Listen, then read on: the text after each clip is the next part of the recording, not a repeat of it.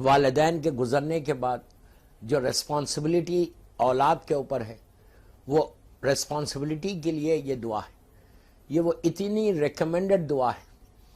اللہ ایک ایسی میموری کو ہم کو یاد دلا رہا، یہ وہی دعا ہے کہ جو مغفرت والدین کی نماز میں پڑھتے ہیں۔ جب مغفرت والدین کی وہ مشہور نماز رب اغفر لی ولوالدی وللمؤمنین یوم یقوم الحساب والی نماز، اس کے بعد نماز کے ختم ہونے کے بعد آپ 10 مرتبہ یہ بولتے ہیں کہ رب ارحمہما کما ربیانی صغیرا۔ یہ آپ 24 گھنٹے بول سکتے، ایون آپ قنوت میں پڑھ سکتے، یہ ضروری نہیں ہے کہ نماز کے بعد ہی پڑھیں۔ اس میں ایک دعا ہے، یہ کیا دعا ہے کہ پروردگار تو رحم کر ہمارے ماں باپ کے پہ، پروردگار تو رحم کر ہمارے والدین کے اوپر، جیسے انہوں نے بچپنے میں ہمارے اوپر رحم کیا۔ when I was small، میں جب چھوٹا تھا، بچپنا تھا، اس وقت جیسے والدین نے میرے اوپر رحم کیا، اب تو ان کے اوپر رحم کر۔ تو یہ مسلسل اولاد کو چاہیے کہ ماں باپ کے گزرنے کے بعد، باپ گزرے، ماں گزرے، یا کوئی ایک بھی گزر جائے، تو یہ مسلسل آپ دعا کرتے رہنا۔ اچھا، ماں باپ اگر زندہ ہیں تو بھی آپ پڑھ سکتے رب ارحمہما کما ربیانی صغیرا، کہ پروردگار تو رحم کر دے میرے والدین کے اوپر۔ یعنی آپ، اللہ یہ بتانا چاہ رہا کہ تمہارے بیک آف یور مائنڈ تصور میں تمہارے والدین رہنا، جس کو ہم بھلا کے بیٹھے ہوئے۔ آج جو ہماری کمیونٹی کا ڈیزاسٹر ہے نا، وہ یہی ہے کہ جب تک ماں باپ زندہ ہے ہم نے بڑی خدمت کر لی، ایک دفعہ ماں باپ گزر گئے ہم بھول گئے، جبکہ اب زیادہ ضرورت ہے اب ان کی خدمت کرنے کے لیے، ان کو بھیجنے کے لیے۔ اب آپ انصاف سے بولو کہ جب ماں یا باپ یا کوئی بھی مرتا ہے، ہم لے کے جا کے دفن کر دیتے، دفن کر کے گریف کو بند کر دیتے، بند کرنے کے بعد اگر مجھے خیال آیا، میرا دل بولتا ہے کہ میں اپنی ماں کو لے جا کے کوئی تحفہ دوں یا باپ کو لے جا کے کوئی تحفہ دوں، آپ دے سکتے؟ بالکل نہیں دے سکتے، لحد تو بند ہوگی، کوئی لنک ہی نہیں ہے ہمارا۔ مرنے کے بعد اولاد کا یا دنیا والوں کا یا زمین کے اوپر جو لوگ ہیں ان سے مرنے والے کا کیا لنک ہے؟ ایک دم ختم ہو جاتا، ایبسولوٹلی زیرو ہو جاتے آپ۔ اگر آپ کو دل بھی بولتا ہے کہ میں جاؤں اور جا کے اپنے باپ کو ایک روٹی دوں، باپ کو کچھ دوں، ماں کو کچھ دوں، تو آپ نہیں دے سکتے۔ تو یہ آپ اس کے ذریعے، اللہ بولتا ہے you give it to me. کتنا کریم ہے پروردگار، کتنا کریم ہے پروردگار۔ اللہ بولتا تم اپنے ماں باپ کو کچھ دینا چاہتے، you give it to me. تم ایک چیز دو گے، تم ایک چیز دو گے، میں اس کا 70 گنا اضافہ کر کے تمہارے باپ کو پہنچا دوں گا۔ تو اب ہمارا رشتہ ظاہری طور پہ ٹوٹا نہیں۔ اگر اولاد یہ سمجھ رہی کہ رشتہ ٹوٹ گیا، تو رشتہ ٹوٹا نہیں، ظاہری طور پہ ٹوٹ گیا، لیکن اولاد چاہے تو اس رشتے کو مینٹین کر سکتی۔ ہم چاہے تو اپنے ماں باپ کو روز تحفہ بھیج سکتے، ہم روز گفٹ بھیج سکتے۔ یہ ایسا تحفہ ہے دوستو، یہ اتنا ضروری ہے کہ مرنے کے بعد آج مرحوم کی اولاد نے جو ایصال ثواب کا اہتمام کیا، یہ بہت اچھا کیا۔ آج مرحوم کی لحد میں عید ہو گئی، آج ان کے لحد میں عید ہو گئی، اس لیے کہ مجلس کا جو کمپلیٹ ثواب پہنچے گا، اور جب ثواب پہنچے گا تو اللہ ایسے نہیں پہنچاتا۔ مثال کے طور پہ آپ 2 رکعت نماز پڑھے گا، 2 رکعت کا ثواب تھوڑی ملتا۔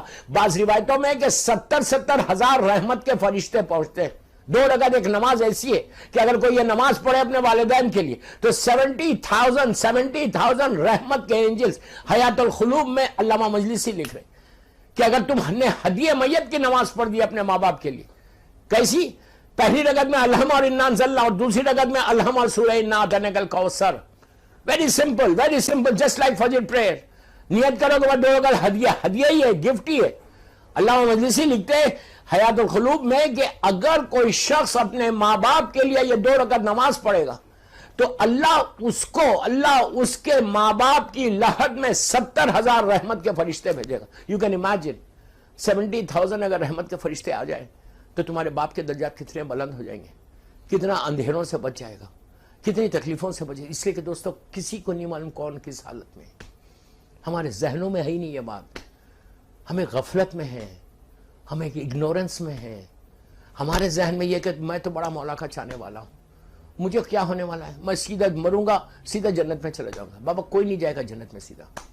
وہ سلمان و بوذر جا سکتے تھے، میسم جا سکتے تھے، مقداد ہے، عمار ہے، کربلا والے ہیں، آپ اور ہم صبح شام گناہ کرتے ہیں، احساس ہی نہیں ہے، وہ فیلنگز ہی پیدا نہیں ہو رہے۔ جب تک تم کو فیلنگ, اسی لیے امام علی نے دعائے کمیل میں کہا ہے, دعائے کمیل رٹ کے پڑھنے کی دعا نہیں ہے, ایوری تھرسڈے پڑھتے ہو, اس میں امام علی کیا بول رہے ہیں, میرا مولا کیا بول رہا, اللہم اغفر لی ذنوب التی تحبس دعا. یہ مولا علی کے جملے, کسی اور کے جملے نہیں. امام نے ہمارے کانشیس کو ہلایا, امام نے ہمارے ذہنوں کو جھنجھوڑا کہ اگر تم غفلت میں بیٹھے رہے تو تم کو کچھ نہیں ہوگا. تم تو بڑے مولا کے چاہنے. دیکھیے میرے بولنے سے میں علی والا نہیں بنتا, میرا عمل بتائے کہ میں علی والا ہوں. میرا عمل, میرے ایکشنز بتائے. اگر میں کسی کا مال کھا جاؤں, میں کسی کو دھوکہ دے دوں, میں جھوٹ بولوں, میں غیبتیں کروں, پھر میں مولا کا چاہنے والا, پوچھیں گے نہیں؟ تو یہ چیزیں نیچے پرابلم کرنے والی ہے. یہ ذہنوں سے نکال دو کہ ہم کو کچھ نہیں ہوگا. آپ سوچو, اسی لیے کہا کہ تم کو پتہ ہی نہیں کہ نیچے کیا ہو رہا. آپ اس کو ایکسپٹ کرو, اس کو ایکسپٹ نہیں کرو. یہ پھر بول رہا میں, اس کو ایکسپٹ کریے, آپ اس کو ایکسپٹ نہیں کریں, ڈزنٹ میک اینی ڈفرنس. آج پتہ نہیں چلے گا. You will realise tomorrow, you will realise tomorrow. جب تم جاؤ گے نیچے, اس وقت تم کو ریئلائزیشن ہوگا کہ کاش میں کچھ کر لیتا. دنیا میں جتنا جو کچھ کرنا ہے اسی دنیا میں کرو, جو کچھ کرنا ہے. اب آپ, میں انصاف سے پوچھتا, جتنے ہمارے بینک اکاؤنٹس ہیں, بڑے بڑے بینکس میں ہیں, لکھنؤ کے ہر بینک میں آپ کا اکاؤنٹ ہے, ملین سے ڈالر آپ کے پاس رکھے ہوئے, جو کچھ ہے وہ زمین کے اوپر جو بینکس ہے اس میں ہے. یہ کب تک آپ کے کام آئے گا؟ یہ جو بڑے بڑے گھر بنائے نا, بڑے بڑے اپارٹمنٹس بنائے نا, اسلام اس کو منع نہیں کرتا. اگر حلال پیسہ ہے تو تم بڑا اپارٹمنٹ بنا سکتے, محل بنا سکتے, مرسیڈیز گاڑی میں گھوم سکتے. لیکن یہ کب تک رہے گا سب؟ یہ بڑا گھر کب تک میرے ساتھ رہے گا؟ اس وقت تک جب تک میرے جسم میں روح ہے, جب تک میرے جسم میں روح ہے. جو بینک میں پیسہ ہے نا, وہ کب تک میرے کام آئے گا؟ جب تک میرے جسم میں روح ہے. ایک دفعہ روح نکلی, تمہاری وائف, تمہاری بیوی تم کو گھر سے نکال دے گی. 4 گھنٹے, 5 گھنٹے, 6 گھنٹے سے زیادہ کوئی بیوی ایکسپٹ نہیں کرتی باڈی کو گھر کے اندر. لٹرلی بولتے ٹیک ہم آؤٹ, لیکن نکال دیتی ہے. بچے لے کے چلے جائیں گے اور ایسے ویرانے میں لے کے جائیں گے, ایک ایسی سنسان جگہ پہ لے کے جائیں گے, ایک ایسی بستی میں لے کے جائیں گے کہ جہاں سے زیادہ خاموش بستی ظاہری طور پہ کوئی نہیں ہے. اسی لیے ہمارے پاس حکم ہے کہ ہر جمعرات کو قبرستان جاؤ. کیوں حکم ہے؟ کیا کریں جا کے, کس سے بات کریں؟ کوئی بات کرنے والا ہے؟ معصوم کہتے کہ صرف اس لیے جاؤ کہ تم کو احساس ہو, احساس ہو, تم کو فیلنگز پیدا ہونا کہ آج یہاں سب آرام کر رہے ہیں, کل میں بھی یہیں پہ آؤں گا, میں بھی کل یہیں پر آؤں گا. اگر انسان صرف امیجن کر لے کہ رہنا کہاں, لکھنؤ کے کوئی بڑے محل میں رہنا نہیں ہے. کہاں رہنا ہے؟ محل میں تھے جب تک روح تھی جسم میں, اور اب کہاں ہے؟ صرف 6 فٹ کی چھوٹی سی جگہ ہے. زمین کے اوپر جو گھر ہے نا, وہ ہمارا پرماننٹ ہاؤس نہیں ہے. پرماننٹ ہاؤس یہ ہے جو ہمیشہ رہنا ہے. اسی لیے حکم ہے کہ جب جاؤ قبرستان میں تو سوچو, تصور کرو کہ یہ لوگ جب تک زندہ تھے ان کے پاس کیا عیش و آرام تھا, کتنی ان کی سیکیورٹی تھی, کتنے بڑے بڑے گھر میں رہتے تھے. آج کہاں ہیں؟ ہم سب وہیں جائیں گے.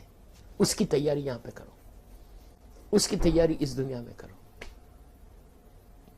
آپ سوچو, ہر چیز یہاں رہ جائے گی. اگر انسان رات میں بستر پہ جانے سے پہلے سوچے نا کہ یار یہ کیا زندگی ہے, یہ کیا لائف ہے, کل نہیں اٹھا صبح میں تو یہ پورا پیسہ کس کے پاس جا رہا, کوئی اور انجوائے کر رہا, حساب میں دے رہا,